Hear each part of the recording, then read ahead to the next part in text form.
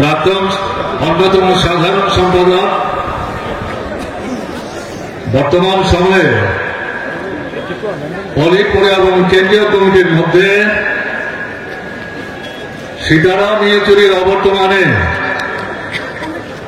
তিনি সমন্বয়কের গুরুত্বপূর্ণ সাংগঠনিক দায়িত্ব পালন করছেন।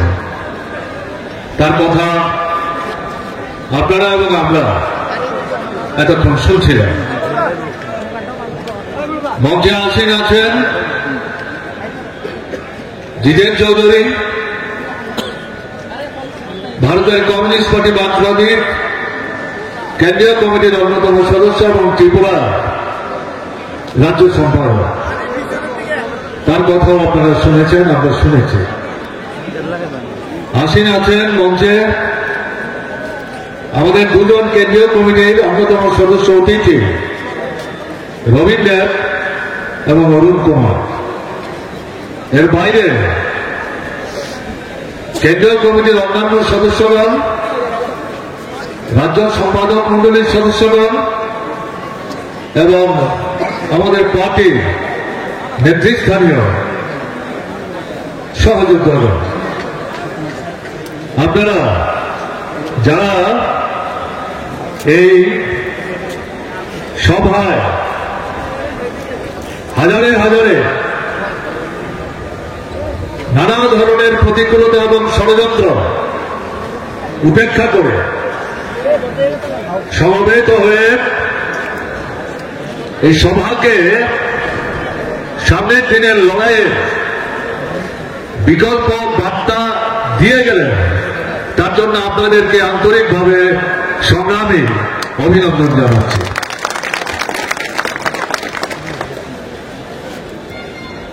বেশি সময় নিয়ে আমি কথা বলবো না। আমাদের দেশে 11 বছর যাবৎ যে সরকারটা চলছে কেন্দ্রে, আরএসএস নিয়ন্ত্রিত বিজেপির প্রাধান্যে বেশ কিছু দলকে একসাথে নিয়ে সম্ভবত ভারতবর্ষের স্বাধীনতা লাভের পর এরকম আপাদমস্তক জনবিরোধী, বিশেষ করে শ্রমিক, কৃষক, ক্ষেতমজুর, দিনমজুর, উপজাতি, তফসিলি, অবিশেষ, সংখ্যালঘু, ছোট মাঝারি ব্যবসায়ী, বেকার ছেলে মেয়ে, আমাদের ছাত্র ছাত্রী, মা বোন, এদের বিরুদ্ধে বর্বরোচিত অমানবিক এভাবে আক্রমণ সংগঠিত করতে এর আগে কোন সরকারকে আমরা দেখিনি। এবং এই সরকার ভারতবর্ষের বৃহৎ পুঁজির নেতৃত্বে, অর্থাৎ পুঁজিপতিদের মধ্যে যারা সবচেয়ে ধনী, তাদের নেতৃত্বে অন্যান্য যারা পুঁজিপতি, ভূস্বামী, কালোবাজারি, ব্যয় মজুতদারি যারা করে, বাজারে কৃত্রিম অভাব তৈরি করে, দ্বিগুণ তিনগুণ দাম মানুষের পকেট কেটে লুণ্ঠন করে নিয়ে পুঁজির পাহাড়কে পর্বতে পরিণত করে, এদেরকে চোখ কান বন্ধ করে এই সরকার যেভাবে সাহায্য করে চলেছে, আগের সরকারগুলো প্রগতিশীল ছিল সেটা আমরা বলছি না, কিন্তু এরকম ভাবে নির্লজ্জের মতো চোখ কান বন্ধ করে এদেরকে যেভাবে তারা সাহায্য করছে, এটাও ভারতবর্ষের মানুষ এর আগে এভাবে প্রত্যক্ষ করেনি। শুনছিলেন, সংক্ষিপ্ত পরিসরে হল দেশের অবস্থা সম্পর্কে কমরেড প্রকাশ বলবার চেষ্টা করেছে। জিনিসের দাম বাড়ছে, টাকার দাম কমছে, মুদ্রাস্ফীতি বেড়েই চলেছে, মানুষের কেনার ক্ষমতা তলিয়ে যাচ্ছে, বেকার সমস্যা অন্যতম জাতীয় জ্বলন্ত সমস্যা, নিয়মিত নিয়োগ নেই, চুক্তির ভিত্তিতে 10 মাস 11 মাসের কাজ, এমনকি সেনাবাহিনীতে পর্যন্ত। ভারতবর্ষ এরকমটা এর আগে প্রত্যক্ষ করেনি।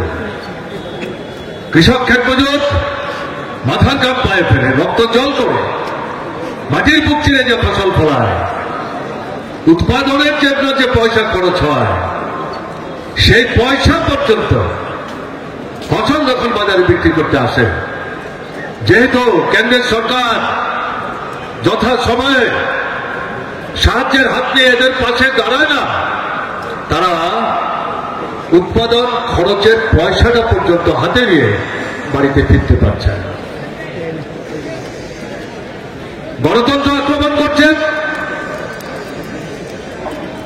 আমাদের যে সংসদীয় ব্যবস্থা তার উপর আক্রমণ করছেন। গণতন্ত্রের সাথে ধর্ম নিরপেক্ষতা, ধর্ম জর্জর, রাষ্ট্রের কোন ধর্ম নাই, রাষ্ট্রের চোখে সব ধর্ম সমান। আপনি চাইলে ধর্ম করবেন, যদি না চান আপনি ধর্ম করতে বাধ্য না। আপনি চাইলে স্বাধীনভাবে আপনি ধর্ম পরিবর্তনও করতে পারেন, এক ধর্ম ছিল অন্য ধর্ম আপনি গ্রহণ করতে পারেন। ডক্টর বাবা সাহেব আম্বেদকর যেটা করেছিলেন, হিন্দু ধর্মাবলম্বী ছিলেন, কিন্তু হিন্দু ধর্মের প্রতি তার যে বিতৃষ্ণা তৈরি হয়েছিল তার থেকে বেরিয়ে আসবার জন্য তিনি সেখানে বুদ্ধ ধর্মের অনুরাগী হয়েছে। তার হাতেই তো আমাদের দেশের সংবিধান তৈরি হয়েছে। কাজেই লড়াই পার্টি সমস্যা পীড়িত মানুষ তাদের জীবনের মূল সমস্যাগুলি সমাধানের জন্য নয়, এই লড়াই পর্যায়ে কখনো বিধানসভার ভোট আসবে, কখনো লোকসভার ভোট আসবে, এটা উন্নততর পর্যায়ে রাজনৈতিক সংগ্রাম। সেই সংগ্রামে আমরা অংশগ্রহণ করি, কখনো আসন জিতি, কখনো জিততে পারি না, কখনো সরকার তৈরি করি, কখনো সরকার তৈরি করতে পারি না, কিন্তু তার জন্য লাল ঝান্ডা কাঁধ থেকে আমরা নামাই না, লড়াইয়ের ময়দান ছেড়ে আমরা পালিয়ে যাই না। এটাই হচ্ছে বাঁচবার। এই জায়গায় দাঁড়িয়ে আমি আগেই বলেছি বেশি সময় আমি নিতে চাই না। ত্রিপুরার অভিজ্ঞতা কি? প্রধানমন্ত্রী নরেন্দ্র মোদী 2018 সালে বিধানসভা নির্বাচনে কি বলবার চেষ্টা করেছিলেন? চলো পাল্টাই, একবার একটা সুযোগ দিন, বামফ্রন্ট সরকারের বিরুদ্ধে আঙুল তুলে কথা বলতে পারে। স্বীকার করেছে এই সরকার উন্নতির জন্য কাজ করেছে, ত্রিপুরার সমৃদ্ধির জন্য কাজ করেছে। এই সরকার দুর্নীতি যুক্ত এই অভিযোগ করবার দুঃসাহস দেখায়নি, শুধু বলবার চেষ্টা করেছে কেন্দ্র বিজেপি সরকার। রাজ্যে যদি আপনারা আমাদেরকে সরকার তৈরি করতে সাহায্য করেন, তাহলে দুটো সরকার একসাথে মিলে যে যে কাজগুলি আপনারা চাইছিলেন সমাধান হোক, রাজ্য সরকারের সীমাবদ্ধতার কারণে করে উঠতে পারেনি, সে সমস্ত সমস্যার সমাধান আমরা করব। আমরা লক্ষ্য করেছি, আমরা প্রথমেই বলবার চেষ্টা করেছিলাম এটা প্রচারণার ফাঁদ। মুখে যা বলছে, যদি ভোট দিয়ে এদেরকে সরকারে বসবার সুযোগ করে দেন তাহলে তারা উল্টো পথে চলবে। ভারতবর্ষের অন্যান্য 8টা 9টা 10টা রাজ্যে যেখানে বিজেপি সরকার দখল করে রাজ্য সরকারগুলো চালাবার চেষ্টা করছে, সেখানকার অভিজ্ঞতার ভিত্তিতে এই কথাগুলো বলছি। এবং কেন্দ্র যে সরকার চালাচ্ছে, ভোটের আগে এক কথা, ভোটের পরে সরকারে বসে আরেক কাজ, সেই অভিজ্ঞতা থেকে বলছি। কিন্তু আমাদের রাজ্যের মানুষ প্রায় 51-52% তারা বিভ্রান্ত হয়েছে। অভিজ্ঞতা কি?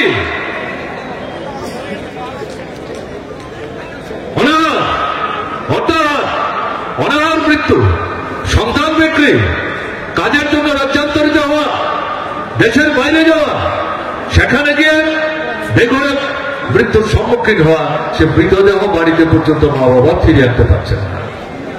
বামফ্রন্ট সরকারের সময় ছিল এরকম, কংগ্রেসের দুঃশাসনে ছিল, কংগ্রেস উপজাতি যুব সমিতির দুঃশাসনে ছিল। বামফ্রন্ট সরকার এটাকে বন্ধ করেছে, এটাকে অতীত ইতিহাসের পাতায় তাকে সীমাবদ্ধ করেছে। বিজেপি সরকার আসার পর সেটাই যারা ফিরিয়ে আনছে, সেটাই যারা ফিরিয়ে আনছে। কাজ নাই, রোজগার নাই, কেনবার ক্ষমতা নাই, এরকম যে পরিস্থিতি চলছে। দোকানপাট খুলে বসে আছেন দোকানেরা, কেনবার লোক নেই। মানুষের হাতে পয়সা থাকতে হবে।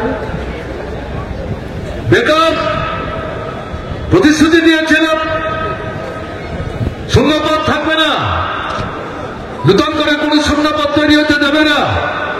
এদের রাজত্বে এই 7 বছরে 56,000 পদ এদের রাজত্বে শূন্য তৈরি হয়েছে, পূরণ করছে না।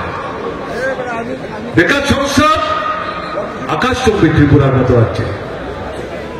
এই যে পরিস্থিতি চলছে, কৃষক এই যে গত 41 বছরের মধ্যে এত বড় বন্যা হয়ে গেল, বামফ্রন্ট শাসনে 48 ঘন্টার মধ্যে সরকারের নির্দেশে ডিস্ট্রিক্ট ম্যাজিস্ট্রেট বিভিন্ন মানুষের পাশে দাঁড়িয়ে সামর্থ্যের সীমাবদ্ধতা হাতে নিয়েই সেই মানুষদের সাহায্য করার চেষ্টা করেছে। কোথায় বিজেপি শাসিত ত্রিপুরায়? কোথায় সরকার? কোথায় আক্রান্ত বিধ্বস্ত মানুষ? সাহায্য তাদের দিকে ফিরে কেউ তাকাবার চেষ্টা করে না। আর আগরতলায় মন্ত্রীরা মুখ্যমন্ত্রীর উপস্থিতিতে কার্নিভাল করেন দুর্গাপূজার দশমীর নামে, লক্ষ্মী পূজার আগের দিন। আরে পূজাই তো মানুষ করতে পারলো না। আগরতলার ব্যবসায়ী যেখানে আপনারা কার্নিভালের না জায়গাটা করেন, তারা তো দোকান খুলে ধার দেনা করে জিনিস নিয়ে বসেছিল, অন্তত বছরে এই সময়টা বিক্রি করতে পারলে পর পরিবারটা নিয়ে বেঁচে বলতে থাকো। তারাই তো মুখ বেজার করে বলছেন কেনবারই লোক আসছে না। পয়সা না থাকলে মানুষ কি করে বাজারে আসবে? বাজারে তো দোকান দেখবার জন্য মানুষ আসে না। এই সরকার তার কোনো ভূত দৃষ্টি ছিল? দায়িত্ব জ্ঞানহীন, অমানবিক না হলে পরে এরা এই ধরনের কার্নিভ্যালের অনুষ্ঠান করতে পারে? এর থেকে বুঝবার চেষ্টা করতে হবে। কমরেড প্রকাশ করে উল্লেখ করবার চেষ্টা করেছিলেন, বামফ্রন্ট শাসনে ত্রিপুরাতে সাম্প্রদায়িক দাঙ্গা ছিল না, সন্ত্রাসবাদীরা কোন কোন রাজনৈতিক দলের সমর্থনে পুষ্ট হয়ে রাজনীতিগতভাবে বামফ্রন্ট মার্ক্সবাদী কমিউনিস্ট পার্টিকে তারা যখন মোকাবেলা করতে পারছে না, এই সন্ত্রাসবাদীদের ঘাড়ে চড়বে সরকার দখল করার বদনাম করছিল। এরা সেখানে বন্দুকের নলের মুখে মানুষের রক্ত ঝরিয়ে তারা হোলি খেলবার চেষ্টা করেছে। এটা দাঙ্গা না, এটাকেও বামফ্রন্ট সরকার মোকাবেলা করার চেষ্টা করেছে, শান্তি পুনঃস্থাপন করেছে। গোটা ভারতবর্ষের সামনে ত্রিপুরা বামফ্রন্ট সরকার দৃষ্টান্ত স্থাপন করেছে। সরকার যদি চায় সন্ত্রাসবাদ কিভাবে মোকাবেলা করা সম্ভব, ত্রিপুরা হচ্ছে তার জ্বলন্ত দৃষ্টান্ত। এরা স্বীকার করতে বাধ্য হয়েছে। কাজে এই যে পরিস্থিতি আজকে যেটা দেখা যাচ্ছে, ধর্মের নামে, সম্প্রদায়ের নামে আরএসএস, বিজেপি, বিশ্ব হিন্দু পরিষদ পেছনে দাঁড়িয়ে বিশ্ব জনবসতির এলাকায় হিন্দু মুসলমান বসবাস করেন, সেই জায়গায় বিরোধ বাঁধাচ্ছে, বাড়িঘর পুড়িয়ে দিচ্ছে, লুট করছে, দৈহিক আক্রমণ করছে, খুন খারাপি করছে। কিন্তু সরকারে যাওয়ার সুযোগটাকে কাজে লাগাবার জন্য চুক্তিতে স্বাক্ষর করেন, কিন্তু এটা তাদের কাছে ছেঁড়া পাতার মতো, কলা পাতার মতো। সরকারে বসে তারা যে করে না। আমরা তো সিএনপি সিপিএম এর সরকারই দেখলাম। কেন আমরা জনতা পার্টির সাথে যাব? ভিন্ন মত ছিল পার্টি নেতৃত্বের মধ্যে। আমার নিজের অভিজ্ঞতা থেকে আমি বলছি, তখন রাজ্য কমিটির সবাই উপস্থিত থাকবার সুযোগ আমার ছিল, কিন্তু শেষ পর্যন্ত সামগ্রিক আলোচনা করে ত্রিপুরার মানুষ তারা দেখতে চাইছিলেন, ঠিক আছে সিএনপি সিপিএম হলো না, সিপিএম এর সিদ্ধান্ত সঠিক। এই অভিজ্ঞতা নিয়ে জনতা পার্টি যখন সিপিএম কে সাথে নিয়ে সরকার করতে চায়, একটা সুযোগ দেওয়া হোক না। এই পরিস্থিতিতে জনতা পার্টির সাথে মিলেও সরকার তৈরি হল। একই অভিজ্ঞতা, মুখ্যমন্ত্রীর বাড়িতে শত শত ফাইল তার খাটের তলায় গিয়ে জমা হচ্ছে। ফাইল দেখবার সবাই কোথায়? তাদের কিভাবে লাভ, লুট ইত্যাদি তারা করতে পারেন এই স্বল্প সময়ের মধ্যে, এই নিয়েই তারা ব্যস্ততায় কাটিয়েছেন। এই পরিস্থিতিতে আবার 3 থেকে 4 মাসের ব্যবধানে মার্ক্সবাদী কমিউনিস্ট পার্টি আলোচনা করে এই সরকার থেকে সমর্থন প্রত্যাহার করে সেখানে দাবি করল এই বিধানসভা ভেঙে দাও, রাষ্ট্রপতি শাসন জারি করা যদিও নীতিগতভাবে মার্ক্সবাদী কমিউনিস্ট পার্টি রাষ্ট্রপতি শাসনের বিরুদ্ধে, কিন্তু ত্রিপুরার যে পরিস্থিতি, এই বিধানসভা বাঁচিয়ে রাখা মানে এই ধরনের সুযোগ সন্ধানী যারা তাদেরকে লুটের সুযোগ করে দেওয়া হবে। তাই দাবি করা হলো বিধানসভা ভাঙলে স্বাভাবিক কারণে রাষ্ট্রপতি শাসন হবে। সেই জায়গায় দাবি হলো নূতন করে বিধানসভা নির্বাচন করা। সেই নির্বাচন হল ৭৭ ডিসেম্বরে ৭৭ লোকসভা নির্বাচনে মার্ক্সবাদী কমিউনিস্ট পার্টির দুজন প্রার্থী নৃপেন চক্রবর্তী দর্শনক দেন, দুজনেই পরাস্ত হয়েছে। নৃপেন চক্রবর্তীর জামানতের টাকা বাজেয়াপ্ত হওয়ার মুখে সচিন্দ্রলাল সিংহ জিতেছেন। এই পরিস্থিতিতে ৯-১০ মাসের ব্যবধানে বিধানসভা নির্বাচন, ভোটের ফল যখন প্রকাশিত হলো দেখা গেল, আমার এখনো মনে আছে উমাকান্ত স্কুলের ভোট গণনার কেন্দ্রে আমি যুক্ত ছিলাম। তখন মহকুমায় ভোট গণনা হচ্ছে। প্রথম খবর পাওয়া গেল মনসুর আলী সাহেব, কংগ্রেসের ব্যবসায়ী নেতা, সোনামুড়ার বক্সনগরে পরাস্ত হয়েছেন। কার কাছে? আমাদের মাস্টারদার কাছে। তিনি একজন সাধারণ শিক্ষক এবং একজন কৃষক, মাঝারি পর্যায়ের একজন কৃষক। বিশ্বাস করছে না কংগ্রেসের নেতারা। পরে যখন খবর নিলাম দেখা গেল এটা সঠিক। এই করতে করতে দেখা গেল 7 আসনের মধ্যে 56 আসন বামফ্রন্ট। তখন বামফ্রন্টে সিপিআই ছিল না, সিপিআইএম আরএসপি ফরওয়ার্ড, তারা 56 আসনে জিতলেন। কংগ্রেস একটা আসনও পায়নি। টিউডেস তারা 4টা আসন জিতেছে। 10 বছর সরকার সন্ত্রাসবাদীদের ব্যবহার করে রক্ত ঝরিয়ে এই সরকার থেকে তারা উচ্ছেদ করেছে। কংগ্রেস টিউডেস তারা 5 বছর সরকার চালালো। আধা ফ্যাসিবাদী সরকার, গণতন্ত্র আক্রান্ত, নির্বাচন হয় না।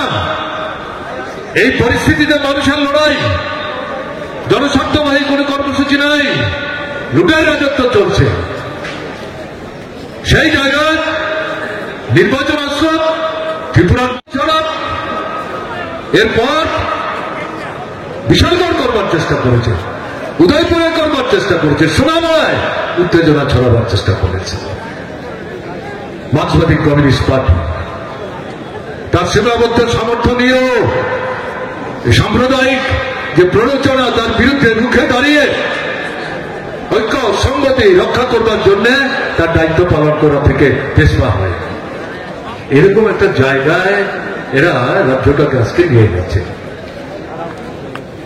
আপনাদের অভিজ্ঞতা কি? ত্রিপুরায় কটা সরকার দেখেছেন আপনারা? রাজন্য শাসন দেখেছেন? কিছু মানুষ এখনো বেঁচে থাকবেন। রাজন্য শাসনের শেষ দিকটা অভিজ্ঞতা আপনারা নিতে পেরেছেন। রাজন্য শাসন মানে কি? এটা তো রাজ পরিবারের সুখ স্বাচ্ছন্দ্য, ত্রিপুরার জনগণের স্বার্থ রক্ষা করার জন্য। যদিও সেখানে শতাধিক রাজা উপজাতি অংশের, কিন্তু উপজাতি জনগণের জীবনের মৌলিক সমস্যাগুলো সমাধান করবার জন্য তারা তো কোনো ভূমিকা নেই। রাজবাড়ি বানানো, মহারাজগঞ্জ বাজার, রাজবাড়িতে বস্তা করে যেন সোজা বাজারটা দেখা যায় তার জন্য একটা সড়ক তৈরি করা। আর ত্রিপুরার বিভিন্ন মহকুমায় 8টা 9টা আপনার মাধ্যমিক স্কুল, কোথায় হাসপাতাল, কোথায় বিদ্যুৎ, কোথায় সেচ, কোথায় পানীয় জল? উপজাতি অনুপজাতি এগুলো তো কিছুই তারা করার চেষ্টা করে। তাদের কথা কম বলাই ভালো।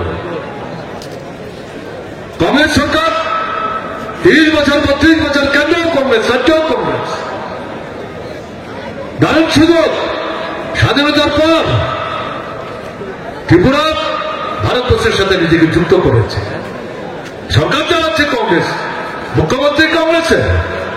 তারা যদি এটা সুনির্দিষ্ট পরিকল্পনা নিয়ে দীর্ঘ, মধ্য এবং স্বল্প মেয়াদী উন্নয়নের পরিকল্পনা নিয়ে কাজ করতেন, কেন্দ্রের সাহায্য নিয়ে ত্রিপুরার চেহারাটা পাল্টে দিতে পারতেন। কোথায়?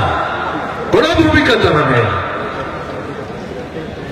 এরকম একটা পরিস্থিতিতে জরুরি অবস্থা যখন উঠে গেল, কংগ্রেস ভাগে একটা অংশ বেরিয়ে সিপিআই অনুরোধ করলো সরকার তৈরি করতে। 3 বছর সরকার সিপিআইএম এই সরকারে অংশগ্রহণ করেছিল সুনির্দিষ্টভাবে 12 থেকে 15টা জনস্বার্থবাহী কর্মসূচি রূপায়ণের প্রশ্নে সহমত পোষণ করে। যখন সিপিআইএম দেখল তার 18 জন এমএলএ এদের শক্তিটাকে ব্যবহার করে সিএপি, তার মানে পুরোদম কংগ্রেস, এর আগের মতোই লুণ্ঠনের রাজত্ব কায়েম করার চেষ্টা করছে। মার্ক্সবাদী কমিউনিস্ট পার্টি ছেঁড়া কাগজের মতো ছুঁড়ে ফেলে দিয়ে সরকার থেকে বেরিয়ে এসে বলল এই সরকারের প্রতি আমাদের আর কোনো সমর্থন নাই। हमारे देश में अभी संविधान में बताया गया है कि कोई विधानसभा का चुनाव हो तो 5 साल का कार्यकाल रहेगा, लेकिन इस संशोधन के माध्यम से वो तय कर सकते हैं कि किसी विधानसभा का 3 साल का ही कार्यकाल रहेगा या 2 साल का कार्यकाल रहेगा। तो इस तरह जो जनता की जनवादी अधिकार है, राज्यों में विधानसभा का जो अधिकार है, इसको वो खत्म करना चाहते हैं। इसलिए भारतीय जनता पार्टी का जो केंद्र में अभी तक 11 साल का शासन रहा है और त्रिपुरा में 7 साल का भी उनका शासन रहा है, उससे हम यही सबक सीखना है कि जब तक भाजपा सरकार में है, सत्ता में है, हमारे देश में जनतंत्र खतरे में रहेगा। और इसीलिए मार्क्सवादी कम्युनिस्ट पार्टी तमाम सेक्युलर और जनवादी ताकतों के साथ मिलकर जनतंत्र की रक्षा के लिए संघर्ष करेंगे। दूसरी बात यह है कि मोदी सरकार का चरित्र हमारे देश में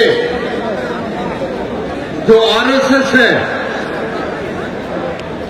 जो सबसे प्रतिक्रियावादी शक्ति है, जो चाहते हैं कि हमारे देश में फांसीवादी तरीके का एक हिंदू राष्ट्र कायम हो, उसी के एजेंडा पर काम करने वाली सरकार है।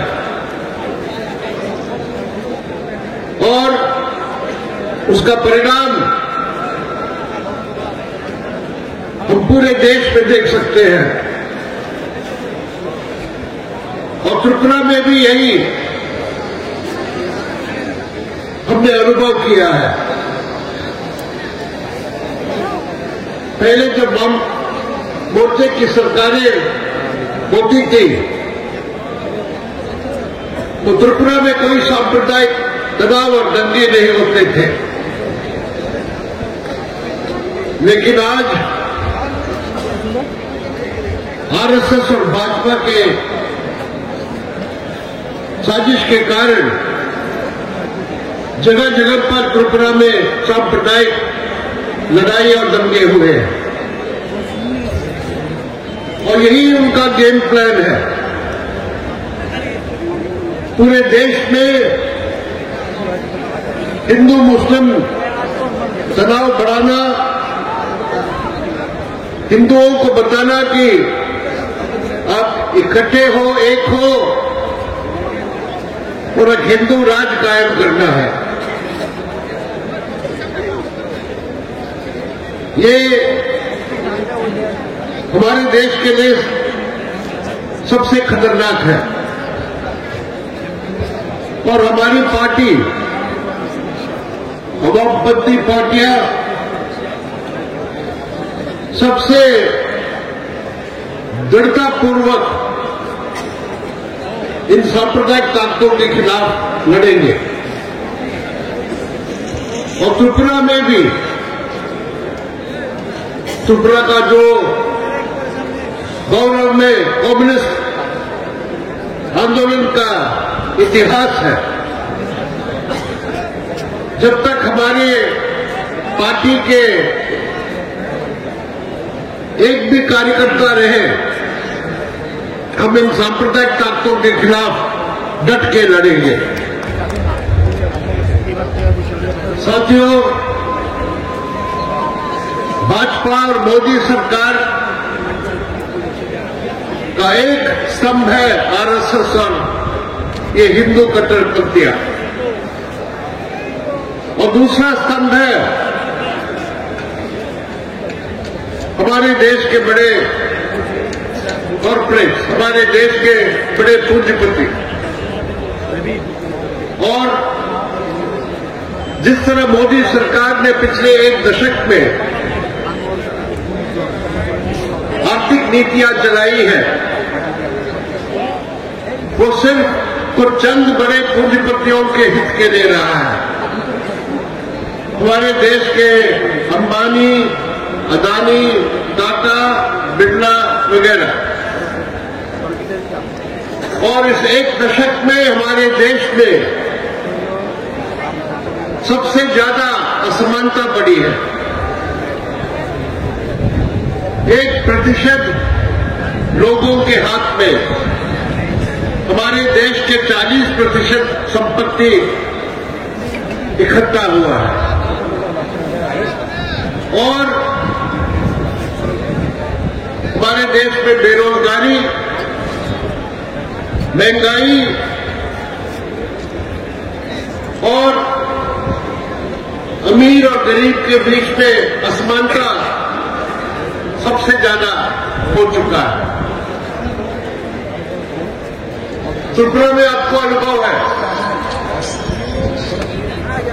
भाजपा जब शासन में आए थे, 2 सम्मेलन के शुरुआत इस तरह के महासभा में शुरू होता था, और हमेशा वो विवेकानंद मैदान में हमारा सम्मेलन होता था। पहले बार हमारी पार्टी का ये जनसभा उस मैदान में नहीं हो रहा है, क्योंकि भाजपा सरकार ने उसके लिए अनुमति नहीं दिया है। लेकिन जिस बड़े तादाद में आप आज अभी यहां अगरतला शहर के चौरास्ते में इकट्ठे हुए हैं, ये इस सरकार के लिए मुंह तोड़ जवाब है।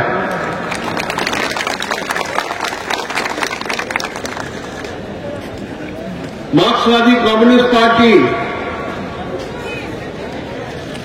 और त्रिपुरा का कम्युनिस्ट आंदोलन हर तरह के हमलों को, दमन को सामना करते हुए आगे बढ़ा है, और हम भाजपा और भाजपा की सरकार को ये बताना चाहते हैं कि the more you attack us, the more we will rise up. जितना भी तुम हमला करोगे हमारे ऊपर, उतना ही हम आगे उठेंगे और बढ़ेंगे। साथियों, हम भाजपा सरकार को एक महीने में धन्यवाद देना चाहता हूं, क्योंकि हमारी पार्टी जो त्रिपुरा की सबसे बड़ी विपक्षी पार्टी है, उस पार्टी को अपने राजनीतिक काम करने के लिए एक जनसभा आयोजन करने के लिए अनुमति नहीं दी है, रोक लगाया है। इससे त्रिपुरा का जनतंत्र का क्या हाल है वो पूरे देश के सामने पर्दाफाश हो गया है। जनतंत्र की हत्या भारतीय जनता पार्टी के डीएनए में है, जीन्स में है। ये जो त्रिपुरा में भाजपा जनतंत्र पर हमला जो कर रहा है, उसी तरह का हमला पूरे देश में जनतंत्र पर मोदी सरकार कर रही है।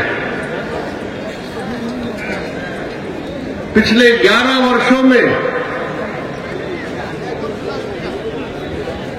मोदी सरकार के कार्यकाल में हमने देखा है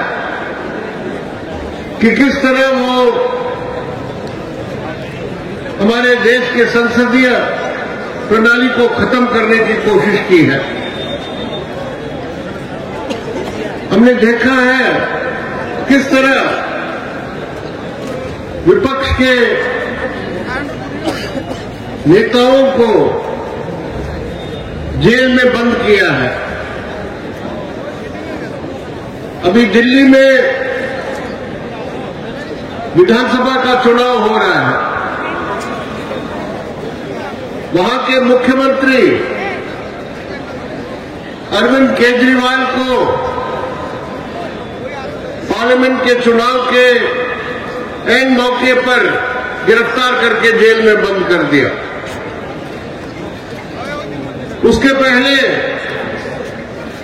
झारखंड में जो हेमंत सोरेन मुख्यमंत्री था, झारखंड मुक्ति मोर्चा का नेता, उसको भी गिरफ्तार करके जेल में बंद कर दिया। तो मोदी सरकार के लिए विपक्ष पर हमला करना, उन पर झूठे मुकदमे चलाना और उसको जेल में बंद करना, ये तो साधारण बात हो गई है। आज भी मोदी सरकार साजिश कर रही है कि हमारे देश में जो जनतंत्र का ढांचा है उसको बदलने के लिए अभी पार्लियामेंट में उन्होंने संविधान को संशोधन करने के लिए एक बिल पेश किया है। उसमें कहा गया है कि लोकसभा का चुनाव और देश में जितने भी राज्यों का विधानसभाएं हैं वो चुनाव साथ साथ चलाएंगे और जगह जगह पर त्रिपुरा में लोगों को राशन नहीं मिलता है। ट्राइबल इलाके में भुखमरी के केसेस भी सामने आए हैं। इसीलिए त्रिपुरा के आम जनता के लिए उनके आर्थिक अधिकारों के लिए, उनके सामाजिक अधिकारों के लिए और उनके जनवादी अधिकारों के लिए मार्क्सवादी कम्युनिस्ट पार्टी इस सम्मेलन में पूरी तरह बहस करके एक कार्यक्रम तय करेगी। वो कार्यक्रम भारतीय जनता पार्टी की सरकार, राज्य सरकार और केंद्र सरकार के नीतियों के खिलाफ एक वैकल्पिक कार्यक्रम और नीतियां पेश करेगी। और इस सम्मेलन में हम फैसले लेंगे कि त्रिपुरा के मजदूर, किसान, खेतिहर मजदूर, कर्मचारी, नौजवान, महिला, दलित, ट्राइबल, सब सेक्शंस के लिए पार्टी लड़ेंगे, संघर्ष करेंगे और उनको साथ खड़े होकर रहेंगे। और जितना भी हमारे ऊपर दमन हो,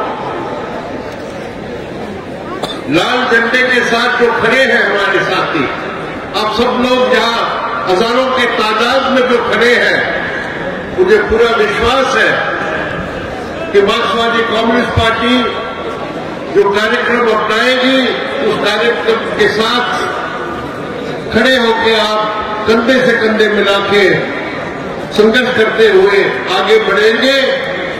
आप सभी साथियों को मैं दोबारा हार्दिक अभिनंदन करता हूं। इनकलाब जिंदाबाद।